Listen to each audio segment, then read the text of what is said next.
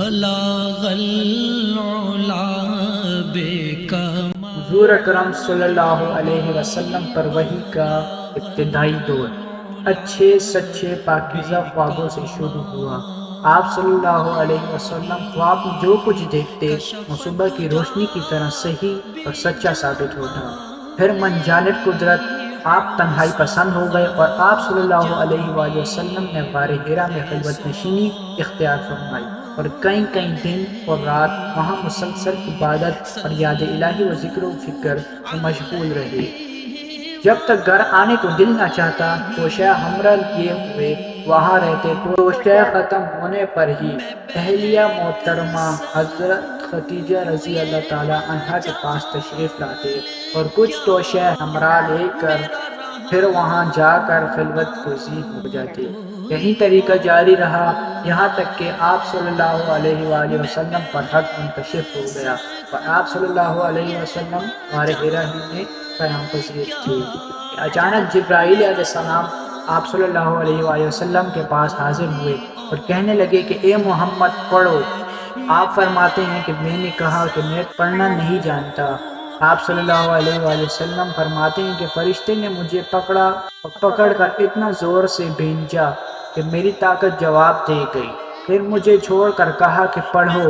میں نے پھر وہی جواب دیا کہ میں پڑھا ہوا نہیں ہوں۔ اس فرشتے نے مجھ کو نہایت ہی زور سے بھینچا کہ مجھ کو سخت تکلیف محسوس ہوئی۔ پھر اس نے کہا کہ پڑھ۔ میں نے کہا کہ میں پڑھا ہوا نہیں ہوں۔ فرشتے نے تیسری بار مجھ کو پکڑا اور تیسری مرتبہ پھر مجھ کو بھینچا۔ پھر مجھے چھوڑ دیا اور کہنے لگا کہ پڑھو اپنے رب کے نام کی مدد سے جس نے پیدا کیا اور انسان کو خون کی پھٹکی سے بنایا۔ پڑھو اور آپ کا رب بہت ہی مہربانیاں کرنے والا ہے۔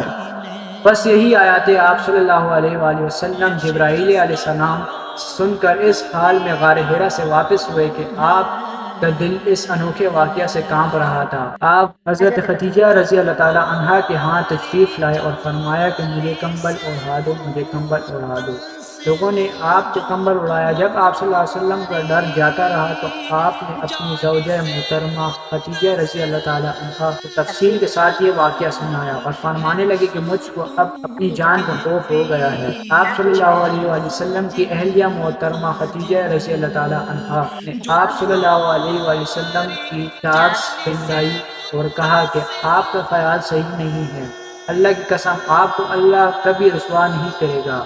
آپ تو اخلاق فاضلہ کے مالک ہیں، آپ تو کنبہ پرور ہیں، بے قصوں کا بوجھ اپنے سر پر رکھ لیتے ہیں، مفلسوں کے لیے آپ کماتے ہیں، مہمان نوازی میں آپ بے مثال ہیں اور مشکل کے وقت میں آپ امر حق کا ساتھ دیتے ہیں۔ ایسے اوصاف حسنہ والا انسان یوں بے وقت ذلت و خواری کی موت نہیں پا سکتا۔ پھر مزید تسلی کے لیے خدیجہ رضی اللہ تعالی عنہا آپ کو برقہ بن نوفل کے پاس لے گئی جو ان کے چچا زاد بھائی تھے۔ زمانہ جاہلیت میں نصرانی مذہب اختیار کر چکے تھے اور عبرانی زبان کی قاتل بھی تھے۔ چنانچہ انجیل کو بھی حسب منشاء خداوندی عبرانی زبان میں لکھا کرتے تھے۔ انجیل سریانی زبان میں نازل ہوئی تھی، پھر اس کا ترجمہ عبرانی زبان میں ہوا اور ورقہ اسی کو ہی لکھتے تھے۔ وہ بہت بوڑھے ہو گئے تھے یہاں تک کہ ان کی بینائی بھی رخصت ہو چکی تھی۔